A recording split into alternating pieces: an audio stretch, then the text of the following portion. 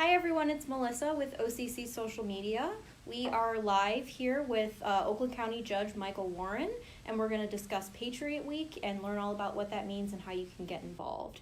So I'm going to turn it over to Judge Warren, and go ahead and tell us a little bit about yourself and your background. Well, good afternoon. I'm really pleased to be able to be here with OCC today. They've been proud supporters of Patriot Week for years, so it's great to be back. I'm an Oakland County Circuit Court judge, which means that I preside over the entire county. I have felonies, which can be something as mundane as a credit card fraud transaction to something as serious as armed robbery, rape, and murder, and all those cases, plus civil disputes of $25,000 or more. I've been on the bench 16 and a half years. I've presided over 350 jury trials. I have quite a bit of experience. I've also been very involved with education efforts. I'm a former member of the State Board of Education. I'm the co-creator of Patriot Week with my daughter, which we'll talk about in just a few minutes. I'm teaching constitutional law at Cooley Law School in Western Michigan at the Auburn Hills campus, and been involved in a number of different civic and community initiatives and programs. Okay, thank you so much. So for anybody that just joined us, we're talking about Patriot Week with Oakland County Judge Michael Warren. So go ahead and tell us a little bit about what Patriot Week is and how it got started. Well, Patriot Week goes from September 11th, which is today. So this is Patriot Day, and it ends on September 17th, which is the anniversary of the signing of the Constitution. And every day we celebrate a founding first principle from our Declaration of Independence, key documents and speeches that embody that, founding fathers and other great patriots that made those principles come alive in America, and flags from our history. And it actually had, this is the 10th year. So a little bit more than 10 years ago, I was having a lunch with my daughter, Leah, who was at the time 10. And we were talking about the demise of the civic calendar. And I won't bring you through the whole story, but basically we were talking about how in faith traditions, there's this thing called the liturgical calendar, where we have these holy days. It could be Christmas, Ash Wednesday, Yom Kippur, whatever it might be of any particular faith. You stop on the hustle bustle of your day and renew your faith. And all the great religions have this idea: Buddhists, Hindus, Muslims, Christians, Protestants, Catholics, the whole nine yards. And it's important because you need to stop on the hustle bustle day and to renew your faith in your religion. And we used to have a civic calendar. We had Washington's birthday and Lincoln's birthday and Memorial Day and Independence Day and Thanksgiving and Armistice Day for the same exact reason. In fact, John Adams wrote to his wife Abigail when we declared independence that the anniversary of that day would be forever remembered. It would be celebrated with speeches and bonfires and games and illuminations in the sky from one end of the continent to the other, down forevermore. And he was right. But he also said it should be a solemn day of devotion for the blessings of liberty. Now, I don't know about you, but last time I had a hot dog at July 4th party, it was not a particularly solemn occasion.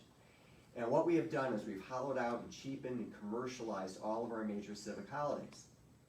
They become empty excuses for 3-day weekends, for barbecues. For example, Memorial Day.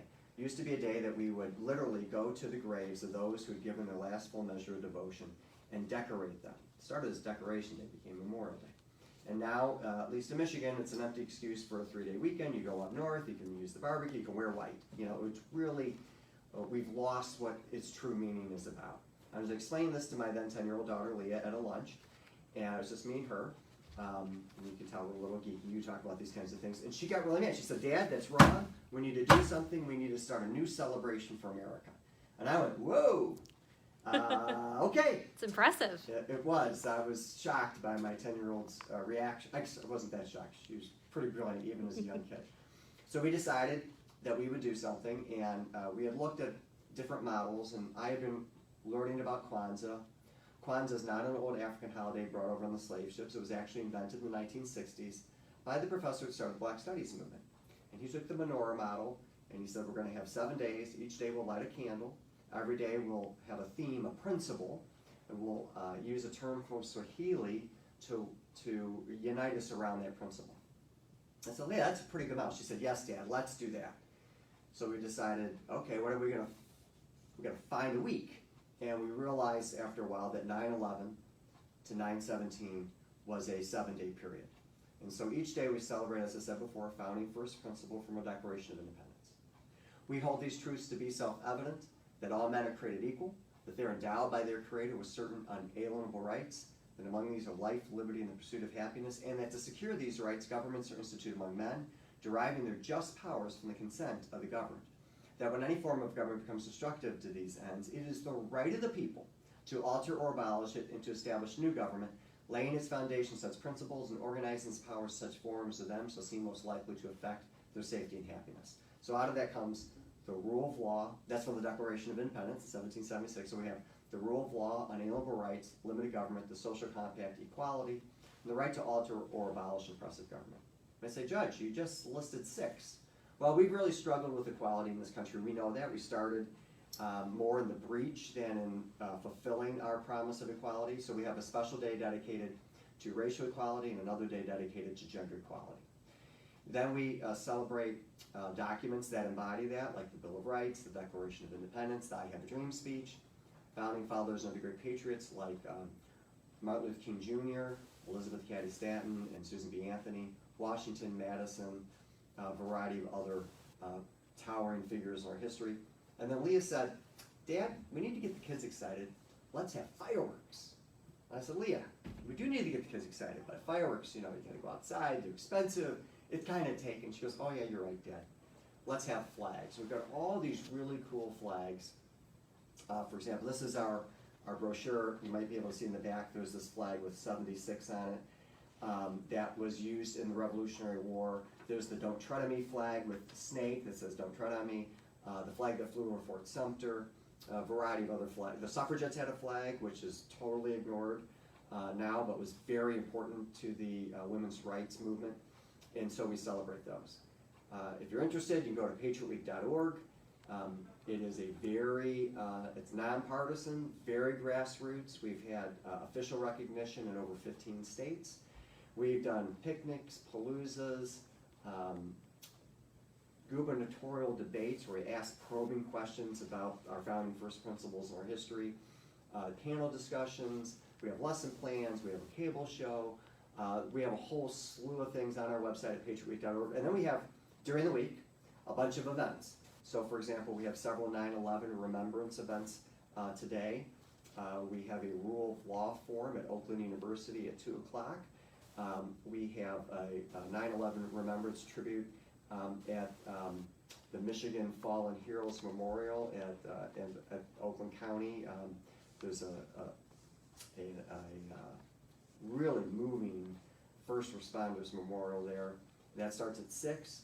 Lake Orion, we have one at another event at 7:30 at the World War II Memorial. We have a speech competition for middle schoolers and high schoolers. That's this Friday morning. We have a Patriot Festival for free, with free food, a lot of fun, on September 14th. That's Saturday from 12 to 3, and that's in Rochester.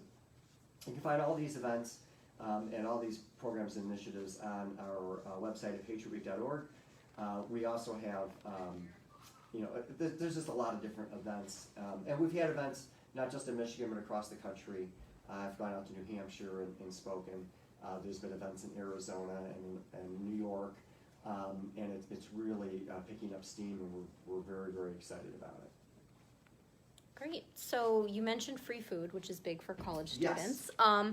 But tell us a little bit about how you engage with students of different age levels, like elementary school students, high school students, and college students. What are sort of the unique ways you use to engage those students about Patriot Great Week? question. And I do want to emphasize this. We like to say it's from 0 to 99, but the centurions are welcome too. We really do like to have to go into the schools. So some of the schools, over the years have approached it in different ways. So for example, elementary schools, Detroit Country Day did this when we first started. They had a red, white, and blue day, and the entire school was literally red, white, and blue. They had posters and drawings and artwork, and then they had a 9/11 ceremony where they had first responders come in and talk to the students about what happened on 9/11, and it was a very solemn occasion. And then they had students write essays about the importance of 9/11 and our founding first principles. We've had a statewide competition for, sponsored by the Secretary of State, for like an essay competition at different levels. We have a bunch of lesson plans at patriotweek.org for both elementary and middle school and high schoolers. We've had a number of law school events. In fact, one of the events this year on Constitution Day, so September 17th, is at the Cooley Law School on Auburn Hills. And I'll be debating the former chairman of the Democratic Party about gerrymandering. So that's going to be very interesting. So we really try to reach students at all levels, and because it's grassroots, we don't give people, say, you do this or you can't do it at all. We're like, whatever way works for your institution, we're certainly welcome and open to helping. A lot of the events are organized by the different schools and other groups like Rotaries and Kiwanis. So sometimes they're going on and we don't even know about it, which is what we really need to have happen if we're going to make this have roots and grounding beyond just Michael Warren and Leah Warren. And it really has started that way. So we meet people at all different levels. The speech competition, as I said before, is one way that we're meeting middle school and high school students. And it's the festivals and other things.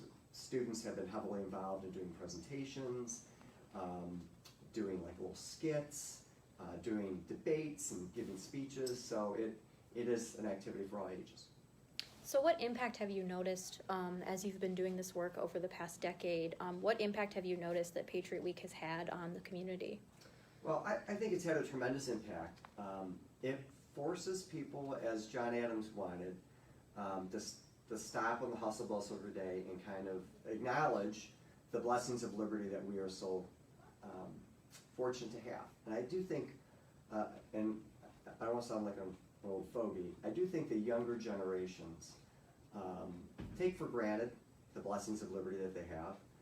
If we were trying to take this, for example, in Iran, they would come in here and they would arrest us and probably, if not imprison us for decades, they could execute us. If we were trying to do this, you see what's going on in Hong Kong. If we tried to do this in communist China, you would be arrested again and possibly executed. So I do think that it raises awareness of how unique our system is, and has really, our tagline is renew the spirit of America. And I do think for those that have engaged in it, it really is helpful. I'm, as a former member of the State Board of Education, someone really involved with education, not just through Patriot Week, but through other schools. We really do a really bad job on preparing our young people to understand our founding first principles in history. The test results are terrible. You can see the man on the street thing, you might see Jay Leno and others. We really have a problem. And this is helping to overcome it in a non-threatening, non-partisan way, reminding people what unites us as Americans as opposed to what divides us. And in this day and age of vitriol and just intense partisanship, I think we're really forgetting what unites us. When Jefferson, who went through a tremendously vitriolic campaign against Adams, was elected, and he gave his first inaugural, he said, we are all Republicans, we are all Federalists. And those were the two major groups, right? And what he was saying was that every difference in opinion is not a difference in principle. And I think if you know the principles, then you can have that dynamic, vigorous head-to-head debate and know in the end you agree on kind of the underlying principles, so the policy fights, you can get through those and still respect your opponent and still see them as fellow Americans. But if you've forgotten your founding first principles, then a difference of opinion is just politics of personal destruction. And that's where we're headed. I think we've seen it over the last few years, and what we're trying to do is say, let's remind ourselves what makes Americans American, what makes us great, those founding first principles, those people, the struggle for liberty, to expand it beyond just white men, property owners, but to everyone. We kind of take for granted that the freedoms we have today, we've always had, and it's absolutely untrue, so it's really important. So patriotweek.org, I also wanted just to mention my book real quick. It's called America's Survival Guide, And if you're interested in kind of the underlying premises of Patriot Week, this book goes through how we as a nation are facing a grave crisis because we don't know our civics and history. That's a great threat to our survival as a free people.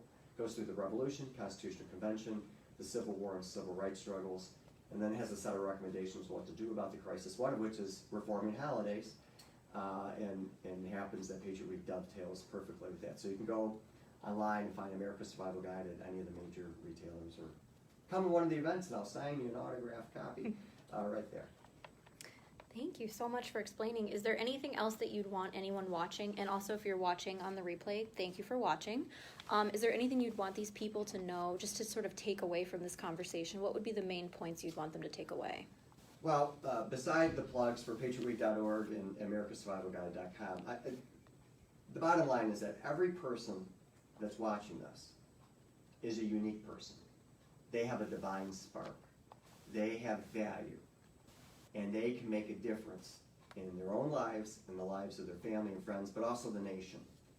I think a lot of people think that, well, I'm just one person, so all these people in the world, I don't have the ability to make a difference. And that is baloney. Everyone has the ability to make a difference. In fact, if you look at history, most of the people that have made a difference were alone in their view. For example, the abolitionists or the suffragettes, people would laugh at them. They say, what do you mean? We've always had slaves. Why would we get rid of slaves? Or women have never had the right to vote. Why would we empower women, the frail sex? Why would we do that? That makes no sense. And they fought against public opinion. They organized, and they made a tremendous difference for themselves and for the world. So if you're somebody out there not certain about the value that they have, put that aside. You have divine value, you have a divine spark, and you can make a tremendous difference in your own life, the life of your family, and the community. And Patriot Week is a way to channel that energy. I'd love to see as many volunteers as possible come and join us. And we have a lot of ways to get people involved, and we do have a lot of volunteers, but we want to take the country by storm, and so the more volunteers we have, the better. But even if you're not interested in the book, you're not interested in Patriot Week, just remember that you can make a difference in a tremendous way. Thank you. God bless you, and God bless America. Thank you so much.